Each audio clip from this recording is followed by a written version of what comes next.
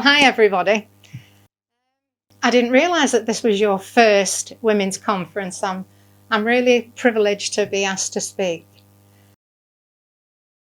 I've entitled my little talk, Disaster or Destiny.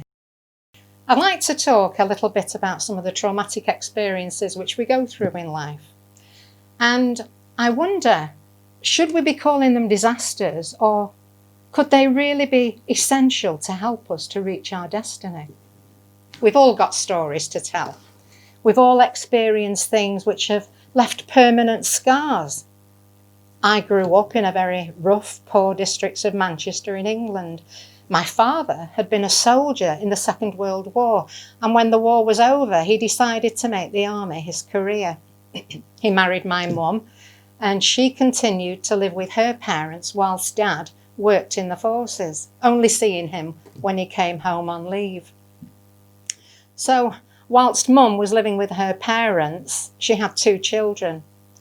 And she decided that she just couldn't handle this situation any longer, so she wrote to Dad's superior officers telling them of her struggles and that she needed her husband at home. So, against his will, Dad was discharged from the army. Now, obviously, he begrudged both Mum and the 2 children who'd placed him in this position. But when I came on the scene, he decided he quite liked kids after all and doted on me. I became Dad's pet. He let me say and do anything I wanted, which caused my mother and my older sister and brother to resent me, but made me cling to Dad all the more. But then 6 years later, Mum had another baby and Dad's attention was diverted. It didn't take him long to realise what a self-willed, obnoxious, spoilt little brat I'd become, and decided he didn't like me either. Whilst in the army, Dad had excelled at sport and become a champion boxer. And I only found out many years later, when my mother was in her 80s, that she and her 2 older brothers had been bare-knuckle street fighters who fought for bets. So you can imagine the atmosphere I grew up in. If there was a disagreement in the home, no one would sit down and talk about the problem. We'd shout, we'd scream, we'd throw things, we'd throw punches, and we all knew how to fight. Mum had been very sick since giving birth to me, as there had been complications during my delivery. Because I had the umbilical cord wrapped round my neck, they'd had to cut me free. But unfortunately, they also cut my mother's womb, which caused her serious internal problems. She had to endure 3 major operations to correct these problems, but none were successful. Constant pain and bitterness are not ideal ingredients for a happy marriage. And Mum and Dad's marriage was very unstable, and they were constantly threatening to divorce. When I was 9 years old, Dad took Mum out for a drive. They visited an old church where one of Dad's ancestors was buried. And inside the church there was this huge Bible on the lectern, and Mum and Dad, for some reason, decided to renew their marriage vows.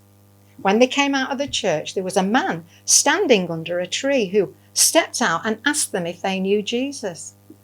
And after a God-inspired conversation, they both ended up kneeling down on the gravestones, asking Jesus to come into their hearts. The following Sunday, he squeezed the whole family, that was 6 of us, in his little car, and he drove us 10 miles to his church. After listening to the sermon, the pastor asked if anyone needed to be healed physically, mentally, or spiritually. And if they did, they should come forward for prayer. Well, Mum certainly needed help in her condition, so she went out for prayer. Soon as the pastor placed his hand on her head, she said she felt an electric current flowing through her body, which separated around the baby she was at that time carrying in her womb, and it stopped at her pelvis. Then she said she experienced something like feathery fingertips on her pelvis, and she was miraculously, instantaneously healed. Well, obviously, this changed things completely in the family. We now got 2 buses and attended the church 5 times a week. As a family, We learned hymns, scriptures, we could pray public prayers, and Mum and Dad would go about witnessing to everyone they met. We lived in an avenue, so everyone knew Mum, and they could see that she was healed, and they wanted what she had. We often took these people to church with us, and they too would have an experience of God. Unfortunately, Mum and Dad still fought together like cat and dog. But now, instead of swearing, they'd be quoting scriptures at one another. Dad would yell at Mum, "Obey your husband." And Mum would retort with, "Husbands, love your wife as Christ loved the church." And because Mum was rebellious and wanted to wear the trousers, even though she was a lot shorter than Dad, she'd goad him until they started physically fighting. The neighbours would hear all the shouting and carrying on coming from our house. I'd run down the street to the public phone box to call for the police. They'd come in their police cars to stop the fights and would often radio for an ambulance because Mum needed to be admitted to hospital. And the neighbours, they witnessed all this and they stopped going to church. So much for Christianity. I hated this lifestyle and was constantly running away from home and being brought back by the police. I hated the verbal abuse. I hated the violence. But because I was brought up in this environment, I grew up to be a really violent person myself. We Christians remember, but when I was 12 years old, I remember arguing with my younger sister. She wouldn't shut up. We fought verbally, and I got so frustrated, I put my hands around her throat and I started to squeeze. I didn't premeditate what I was doing. It was just a reaction. She went limp in my hands, her face changed colour, and I got so frightened that I just let go of her and I ran up to my bedroom panting.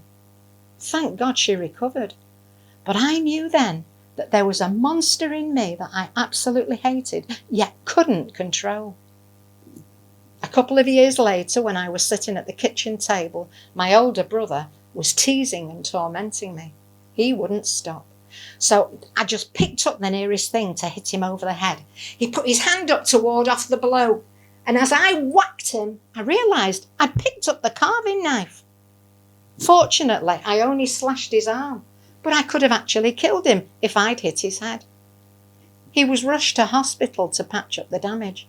But this again frightened me because I couldn't control my violent anger and aggression and was so scared of where it was going to lead.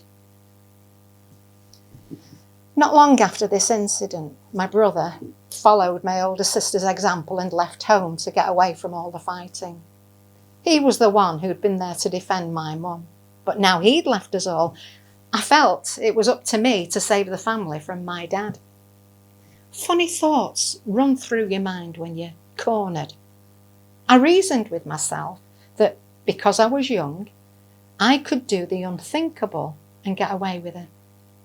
If I killed my dad, I was too young to be put in prison. The police would entirely understand why I'd done it because they knew what went on in our family. They'd probably take me away, put me in a home, and maybe some nice person would come along and foster or adopt me, and I'd live happily ever after. I decided to kill my dad during his sleep. I waited outside Mum and Dad's bedroom door in the dead of night with a carving knife in my hand, just waiting to hear my dad snore. Then I would go in and stick the knife into him and free Mum from this monster. I eventually heard the snoring, but my heart started to pound. It thumped so loudly in my chest that it almost deafened me. Now, my dad had very sensitive hearing, and I thought, if I go into that room and he hears my heart pounding, he'll wake up, he'll see the knife, he'll snatch it from me, and it'll go into me and not him. My head was so filled with so many voices. Eventually, I backed down and decided he wasn't worth dying for. And I didn't realise at that time, but God had saved me from doing something I'd regret for the rest of my life. You know, I don't know where I'd have been today if my pastor hadn't noticed me. When things got too tough at home, I'd pick up a discarded ticket from off the floor, show it to the bus driver and get a free ride to his house. I'd bang on his front door and I'd ask him, why has God allowed all this to happen in our house? Doesn't he care about us? I thought you said God loved us. I remember doing this one day and he said, oh, Joanna, I'm so glad you're here. My wife has been feeling very unwell today and I prayed and asked God to send somebody to help her and he sent you. You know, it sounded crazy that God would allow World War III to break out in our house just so that I could go round and help his wife. But it made me feel as though God did have a purpose and it was so warming to feel welcomed. The pastor had 2 daughters around my age, so I got very friendly with them and would often go to his house just to chill out with them. But one day he told me that if I learned how to type, he'd make me his secretary. And this was too good an offer to miss. I went to night school and the following year, when I was only 15 years old, he made me the church secretary and put my name on the letterheading of the church. Every Saturday now I'd go round to his house to do some church work in his office in the cellar. But he used this opportunity to pour God into me. Saturday was the highlight of my week. No matter what I was experiencing at home, my pastor would switch the conversation to tell me about how God was trying to transform me and make me like his precious son, Jesus. You know, tests and trials are common to man. It's what we do with them that shapes us. He spent hours with me and my mind began to be renewed so that I could think right. I could think God. I could think that there was a purpose for everything that goes on in our lives. Around the same time, it seemed that every musically gifted person moved away from the church for one reason or another, and there was nobody to play for the meetings. I dabbled a bit on the piano and could just about play with 2 fingers, but the pastor told me that I could be the church pianist. The pastor's son had a group, and because I'd always been good at singing and often represented the school in competitions, it was a natural progression to sing in the church. As it happened, he was also a music teacher, so he taught me all about chords. So I played the piano and later on the organ in the group, as well as in the church. Well, the following year, my eldest sister, who, after her marriage, emigrated to Australia, suggested to Mum and Dad that they did the same. Seemed a really good idea for them to get away from where they lived, start a new life where nobody knew them. Maybe things would be better out there.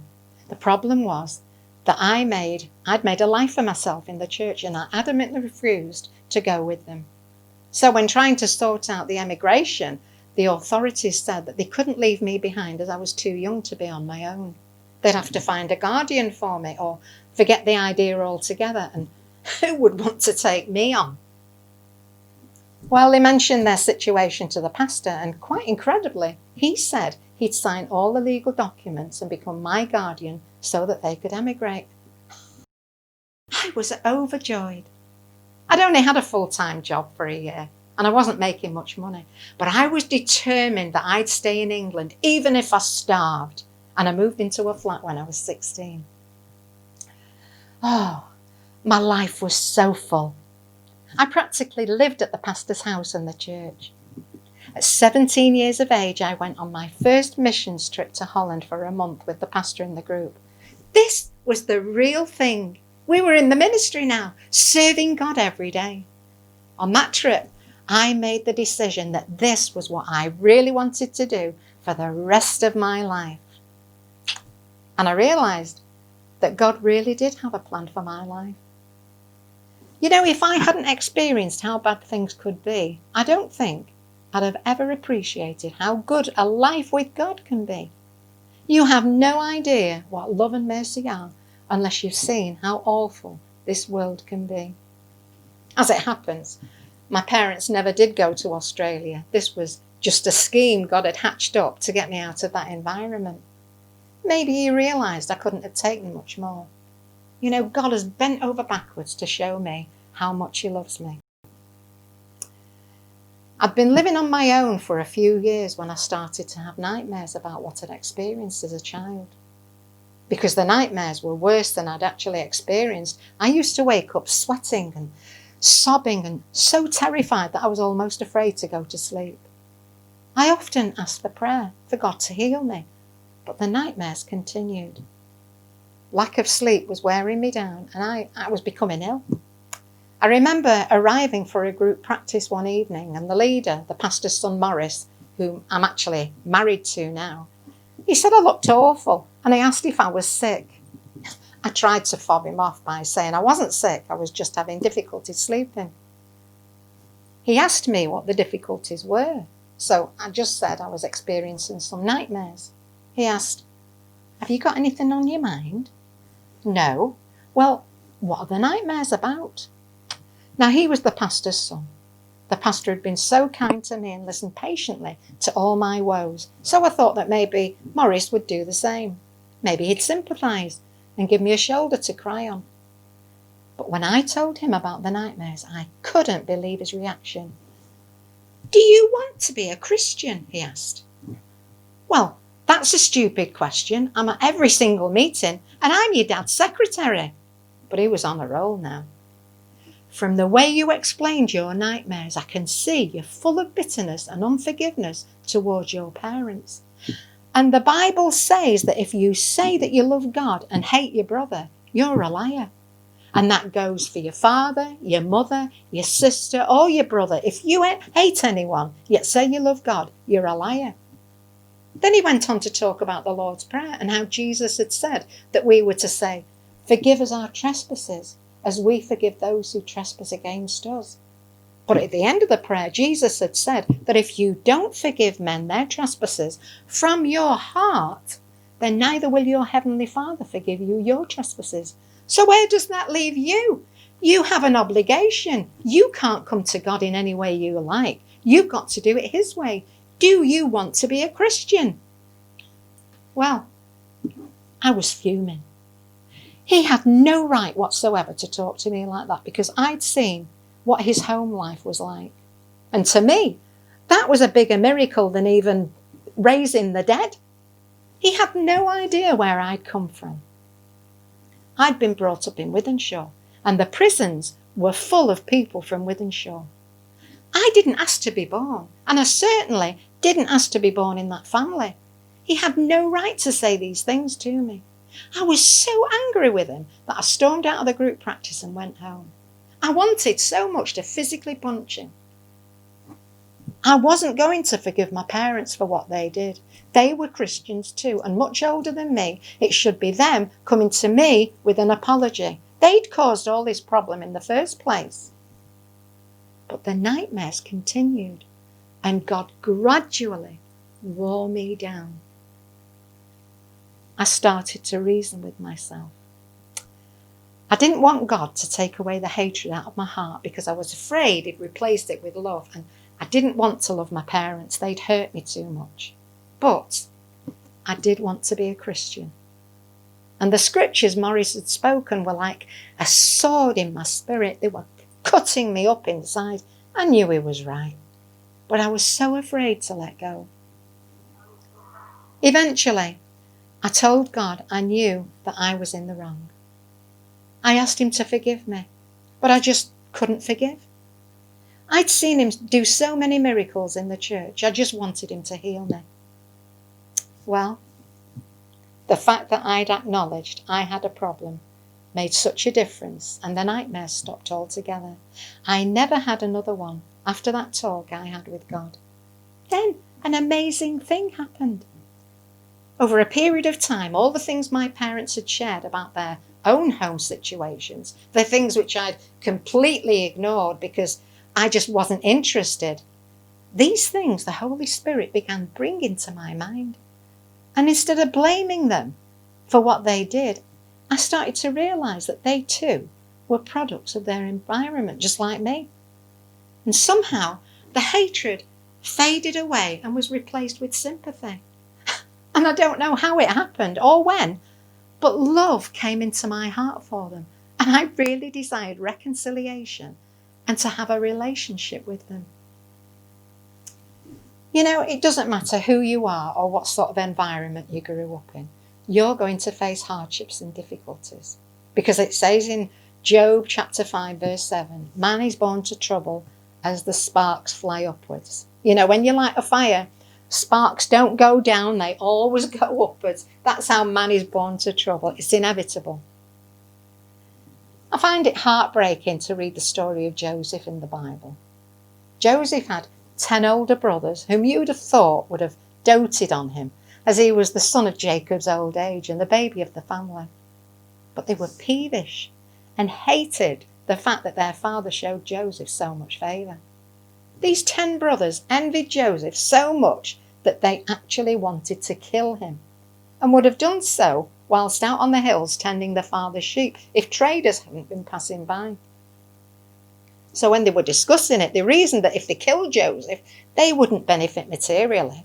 So they decided to sell him as a slave for 20 pieces of silver instead, and watched without an ounce of pity as he was dragged away from them, screaming for mercy. They were completely deaf to Joseph's cries. I think you have to experience rejection by your family firsthand to ever appreciate the pain Joseph went through. There's nothing so crushing as this type of persecution. Yet Joseph was God-fearing and blessed with a godly disposition. No matter where he went or who he worked for, he was singled out as a skilled, hard worker who got results. He earned the trust and respect of Potiphar, his first employer, who was an Egyptian ruler, and was put in charge of all his estate. Joseph was in a tremendous position of authority, yet didn't get conceited or allow his climb up the ladder to go to his head. When Potiphar's wife tried to proposition him, he made it very plain to her that she was the only thing he was not allowed to touch, and he wouldn't abuse the trust his employer had placed in him. Potiphar's wife, on the other hand, was furious when he rejected her. The ardent desire she previously had for him swiftly turned to anger, then to hatred. In fact, she hated him so much that she lyingly declared he'd tried to rape her, and his boss had him flung in prison. Joseph must have searched his soul day and night, wondering what he'd done to offend God. Why was it that no matter how hard he tried to honour God and serve those in authority over him, people always ended up both misrepresenting him and misinterpreting him? And why was it that people were so extreme in the way they dealt with him? They weren't content to just hurt or punish him. They wanted to completely annihilate him. Why? Joseph must have been so utterly alone, away from family, away from friends, thrown into prison for something he hadn't done. How low can you go? How crushed can you be? But you know, God was still working in his life. This was all part of the process. God couldn't achieve the vision he had for Joseph without putting him through all this crushing. The pain was actually making Joseph the person God intended him to become. Here was a man utterly abandoned, with no friends, yet even here in the prison keeper recognised it, and God's favour was upon him, and he put him in charge of all the other prisoners. He didn't concern himself with anything that Joseph did, because the Lord was with Joseph. Joseph must have felt completely alone and forgotten. So what a shock when he was bathed and clothed and brought before Pharaoh, the most powerful man in the then known world. God gave Joseph the interpretation of a dream which had troubled Pharaoh, and in the matter of a few minutes, his station in life changed from prisoner to prime minister. This is one of the most amazing stories in the Bible.